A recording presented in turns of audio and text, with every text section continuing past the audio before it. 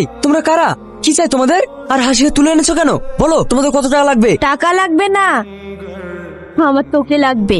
সুরাইয়া তুই? হ্যাঁ আমি। কিরে কি ব্যাপার, এত আর্জেন্ট ডাকলি? জানিস তোর সাথে কথা বললে আমার দিনটা ভালো কাটে। আমি তোকে ভালোবাসি সেলিম, আই লাভ ইউ। তুই এসব কি বলছিস? আমি তোকে ভালো বন্ধু মনে করি, আর তুই যেটা ভাবছিস সেটা কখনো সম্ভব না। কেন সম্ভব না? তুই আমাকে বন্ধু ভাবিস তো কি হয়েছে? আমি তোকে ভালোবাসি, তাই আশা করি তুইও আমাকে ভালোবাসবি। দেখ সবাই তাকাচ্ছে, তুই অ্যাকসেপ্ট করে নে। তোর মাথা ঠিক আছে? হ্যাঁ ঠিক আছে, প্লিজ বল না তুই আমাকে ভালোবাসিস। সরি, আমি তোকে ভালোবাসতে পারবো না।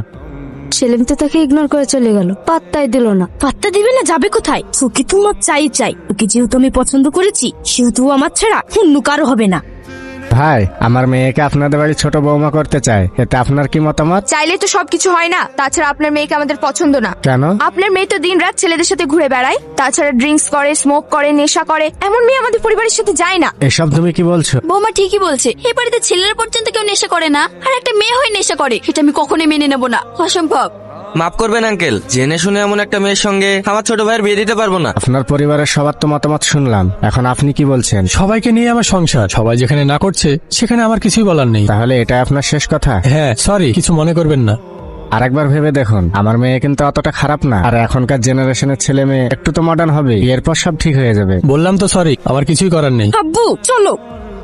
তার মানে তুই আমার ভাই, ভাবি আর মাকে খুন করেছিস? হ্যাঁ, তোকে পাওয়ার জন্য তোর পরিবারে যারা আমার পথের কাঁটা হয়ে দাঁড়িয়েছিল তাদের সবাইকে আমি শেষ করে দিয়েছি।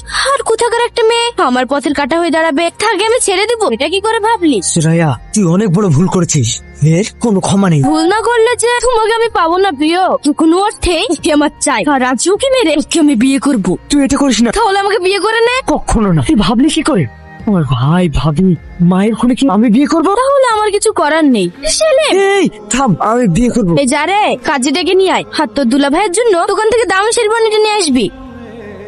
একদম কেউ নড়বে না। পুলিশকে কি খবর দিল? আমি। হ্যালো আব্বু। স্যার নিয়ে চলো সবাইকে। এক মিনিট, সঙ্গে আমার কিছু কথা আছে।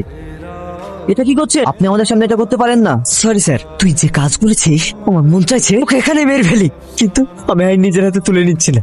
তুই জীবনে কোনোদিন ভালোবাসা পাবি না, ভালোবাসার জন্য হাহাকার করবি। আমি তোকে কোনোদিন ক্ষমা করবো না। একে আমার চোখের সামনে থেকে এক করে নিয়ে যান।